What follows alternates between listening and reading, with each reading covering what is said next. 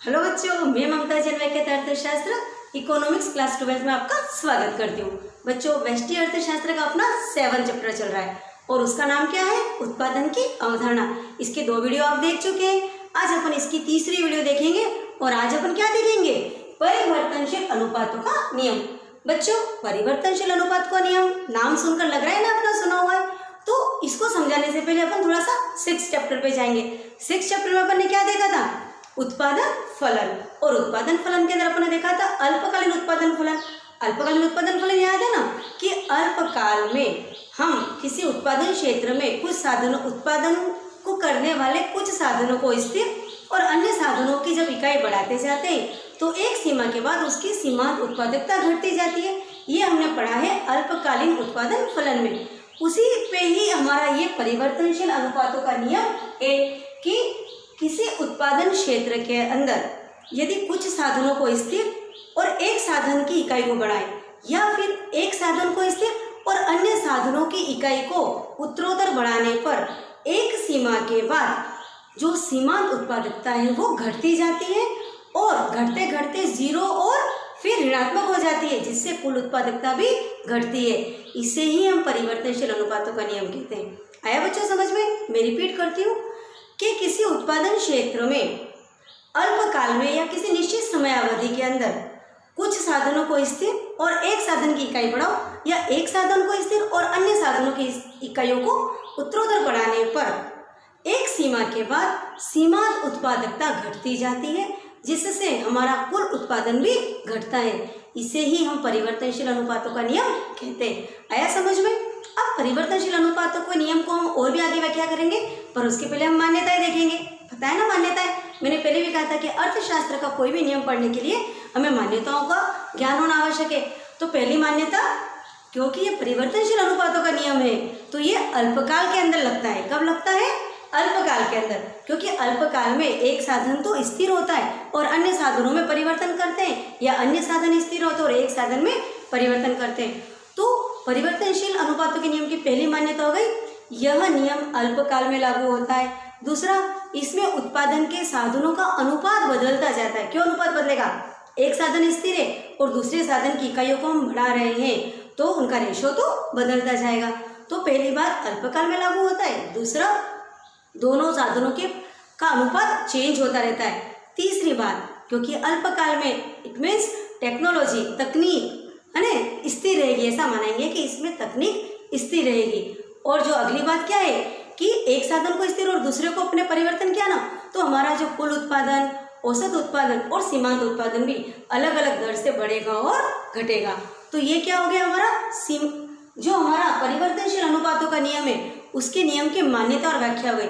और एक बात तो है ही अपनी कि अन्य बातें स्थिर हैं। अन्य बातें स्थिर मतलब उपभोक्ता की रुचि वगैरह, टेक्नोलॉजी है ना, तो ये सब साधन, ये सब बातें तो स्थिर रहेगी। और दोनों बस जो मेन बात यही है कि इसके अंदर जो अनुपात होता है वो परिवर्तन होता रहता है। इसीलिए इसको परिवर्तनशील अनुपातों का नियम कहते हैं, क्योंकि उत्पादन के प्रत्येक क्षेत्र के ऊपर उत्पादन में काम आने वाले साधनों का अनुपात बदलता रहता है, क्योंकि एक साधन स्थिर और दूसरा साधन अपन बढ़ाते रहते हैं। इसीलिए इसको परिवर्तनशील अनुपातों का नियम कहते हैं। और इसमें सीमांत उत्पादकता एक सीमा के बाद घटती हुई रहती है, तकनीक स्थिर रहेगी और ये अल्पकाल में लागू होगा।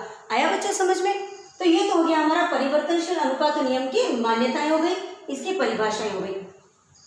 अब बच्चों हम देखेंगे कि परिवर्तनशील अनुपातों का नियम के अंदर जब हम अल्पकाल के अंदर इस नियम को लागू कर रहे हैं तो हमारा जो कुल उत्पादन, सीमांत उत्पादन और औसत उत्पादन कैसे कैसे चेंज होता है, जो कि लास्ट वीडियो के अंदर भी मैंने जब आपको पढ़ाया था कुल उत्पादन की परिभाषा, सीमांत उत्पादन की परिभाषा और औसत उत्पादन की जब हमने परिभाषा की बात करी थी उस वक्त भी मैंने तुमको बताया था कि कैसे चेंज आएगा। बट हम अब इसमें डिटेल में विस्तृत रूप से इसको अच्छे से समझेंगे। तो सबसे पहले मैं आपको इसकी सारणी बता देती हूँ। यहाँ पर अपन ले लो इसकी जो पूंजी या जो भूमि ले लो जो स्थिर है, फिर यहाँ पर श्रम की इकाई ले लो, यहाँ पर टीपी ले लो, यहाँ पर एपी ले लो और यहाँ पर एमपी ले लो, जो कि हमने ऐसी सारणी हम लास्ट वीडियो के अंदर भी बना चुके हैं। पूंजी की इकाई फिक्स कर लो, हम 5-5 ही ले रहे, तो इसको अपन 5-5 ही रखेंगे और इसको बढ़ाते जाइए श्रम को 1 2 3 4 5 6 और लगभग हम 7 तक ले लेते हैं। और यहाँ पर हमने इसको स्थिर रखा है। तो टीपी को अपन ले लेते हैं सपोज यहाँ पर, तो जो श्रम को अपन 0 से चालू कर लेते हैं क्योंकि अपन को अपना ग्राफ यहाँ, इसलिए अपन को इसमें सुविधा रहेगी। तो 1 2 3 4 5 6 और 7 और यहाँ पर अपन इसको स्थिर रखा है। तो टीपी, एपी और एमपी शुरू में तो क्या होगा, जब श्रम ले ही नहीं रहे तो कुछ उत्पादन ही नहीं होगा, तो सब कुछ 0 होगा। अब अपन इसको ले लेते 5 12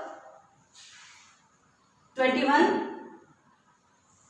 28 30 30 और 28, ये अपन ने मान लिया कि कुल उत्पादन है। तो पहले एक बार मैं आपको शॉर्ट के अंदर वापस से डिफाइन कर दूं।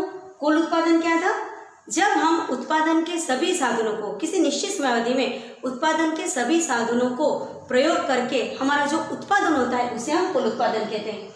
यदि हम कुल उत्पादन के अंदर श्रम की इकाइयों का या जो कि हमारी परिवर्तनशील इकाई है उसका भाग दे देते हैं तो हमारा औसत उत्पादन आता है। और कुल उत्पादन के अंदर परिवर्तन के अंदर यदि हम श्रम की इकाई के परिवर्तन का भाग देते हैं तो हमारा सीमांत उत्पादकता आती है। ये बात हम पहले वीडियो के अंदर भी पढ़ चुके हैं। अब अपन ने देखा कि पूंजी को 5 अपन स्थिर रखा है और श्रम को अपन धीरे धीरे बढ़ाते गए।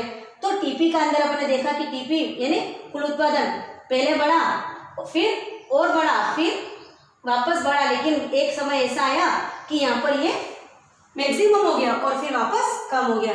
तो यहाँ पर देखेंगे कि इन दोनों में जो डिफरेंस है, 5 में प्लस 7 करो तो 12 आता है और 12 में प्लस कितना करो तो 9 आता है। यानी कुल उत्पादन पहले तो कैसे बढ़ती दर से बढ़ता है, फिर घटती दर से बढ़ता है, फिर एक बार स्थिर हो जाता है और फिर वापस कम हो जाता है।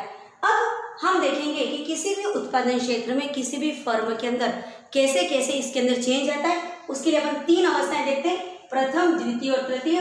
प्रथम अवस्था को कहते हैं बढ़ते प्रतिफल की अवस्था, द्वितीय अवस्था को कहते हैं घटते प्रतिफल की अवस्था और थर्ड अवस्था को कहते हैं ऋणात्मक प्रतिफल की अवस्था। और इस ग्राफ के द्वारा मैं आपको बताऊंगी कि कैसे कैसे तीनों चीजों में चेंज आ रहा है। पहले हम एपी और एमपी का ज्ञात कर लेते हैं। एपी के लिए बताया था कि टीपी के अंदर श्रम की इकाई का भाग दो, तो 5 में 1 का भाग दिया तो 5, 12 में 2 का 6, 7 7 6 5 और 7, ये एपी आ गया। और एमपी के लिए change in TP upon change in labour, तो 5 में से 0 गया तो 5, 12 में से 5 गया तो 7, 21 में से 12 गया तो 9, 28 में से तो 7, 2 0 और -2, ये तो अपने निकाल लिया। अब इसको हमने ग्राफ के ऊपर इसको बताया, दर्शाया है कि कैसे इसके अंदर चेंज आ रहा है। तो देखिए कुल उत्पादन पहले बढ़ा, बढ़ती दर से बढ़ा, फिर घटती दर से बढ़ा, स्थिर हुआ और वापस कम हो गया। जो अपना औसत उत्पादन था वो केवल बढ़ रहा है, स्थिर हो रहा है, कम हो रहा है। और जो सीमांत उत्पादकता वो पहले बढ़ी, मैक्सिमम हो गई और फिर वापस कम हो गई। तो अब हम देखेंगे कि इन तीनों अवस्थाओं के अंदर इनको हमने ऐसे नाम क्यों दिए, बढ़ते प्रतिफल, घटते प्रतिफल और ऋणात्मक प्रतिफल।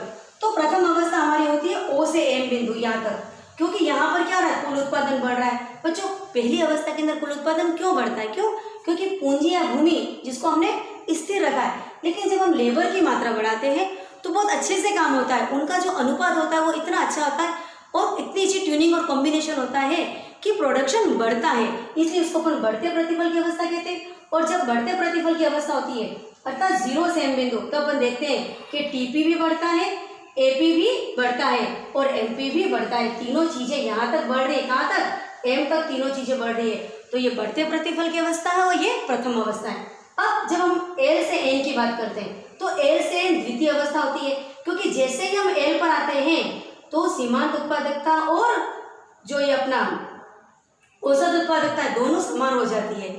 एल बिंदु पर क्या हो रहा है, सीमांत उत्पादकता और औसत उत्पादकता दोनों ही समान हो गई और फिर यहाँ से दोनों ही कम होने प्रारंभ हो जाते हैं, जबकि जो कुल उत्पादकता है वो बढ़ करके एक मैक्सिमम बिंदु आ गई जो कि अपना 30 हो गई थी और ये अपना एल बिंदु होता है। तो द्वितीय अवस्था को घटते प्रतिफल की अवस्था इसलिए कहते हैं कि जहाँ पर द्वितीय अवस्था स्टार्ट हुई थी वहाँ पर औसत उत्पादकता और सीमांत उत्पादकता इक्वल हो गई थी, लेकिन उसके बाद दोनों घटते जाते हैं और जो कुल उत्पादकता है वो भी उसके बाद घटनी चालू होती है। तो द्वितीय अवस्था के बाद कुल उत्पादकता क्या हो जाएगी, कम होने लग जाएगी, इसलिए उसको घटते प्रतिफल की अवस्था कहते हैं। और लास्ट होती है ऋणात्मक प्रतिफल की अवस्था। क्यों इस ऋणात्मक प्रतिफल की अवस्था क्या, एन बिंदु के बाद जो स्थिति आती है, क्यों, क्योंकि यहाँ पर क्या होता है, बहुत अधिक लेबर लगा लेते हैं और हमारा पूंजी तो स्थिर था, तो दोनों का अनुपात बिल्कुल बिगड़ जाता है, सारा कॉम्बिनेशन बिगड़ जाता है, सारी व्यवस्थाएं बिगड़ जाती है और अब उसको उत्पादककर्ता को नुकसान होना प्रारंभ हो जाता है। तो इसको ऋणात्मक प्रतिफल की अवस्था कहते हैं, क्योंकि इस बिंदु के बाद हमारा जो सीमांत उत्पादकता नीचे चली जाती है, देखिए नीचे आ रहा है ना, तो ऋणात्मक ग्राफ चला जाता है और एपी भी हमारा कम हो जाता है और टीपी भी हमारा कम हो जाता है।